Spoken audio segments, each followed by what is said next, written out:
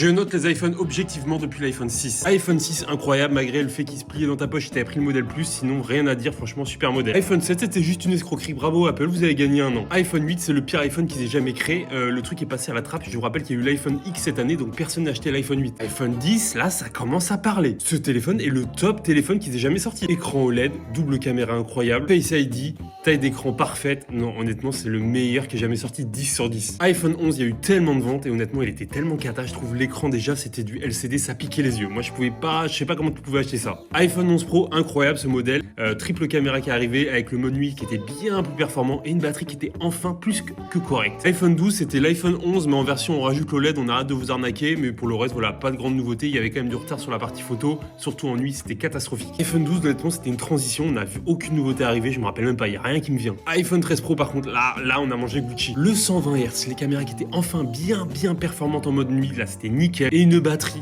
on n'a jamais vu ça depuis l'iPhone 13, là le 17 cette année est incroyable, mais sinon depuis l'iPhone 13 Pro, il n'y avait eu aucune batterie qui n'arrivait à sa cheville. 14 Pro honnêtement, à part l'arrivée du Dynamic Island qui était pas un truc de ouf et la couleur violet, franchement il a marqué personne celui-là. iPhone 15, une petite escroquerie, voilà, on l'a sorti la même année que le 15 Pro, mais par contre on l'a pas intégré Apple Intelligence alors que je pense qu'il était 100% capable de le faire, mais voilà, ceux qui l'ont acheté étaient un petit peu déçus. 15 Pro, voilà, l'arrivée du titane, c'était super cool, par contre une chauffe de fou furieux, une batterie mais catastrophique, j'avais le 15 Pro Max, il avait une batterie honteuse, mais par contre pour les photos c'était pas mal. iPhone 16 franchement il avait tout pour être le meilleur téléphone sauf qu'il avait pas le 120 Hz. iPhone 16 Pro je peux mettre la même image que le 15 Pro parce qu'il y a aucune différence. Ah si les gars ils ont rajouté un bouton, hein, tu sais le bouton que personne n'a jamais utilisé, le pire bouton que t'appuies sans faire exprès, t'as envie de péter le plomb, il lance l'appareil photo alors que tu l'as pas demandé.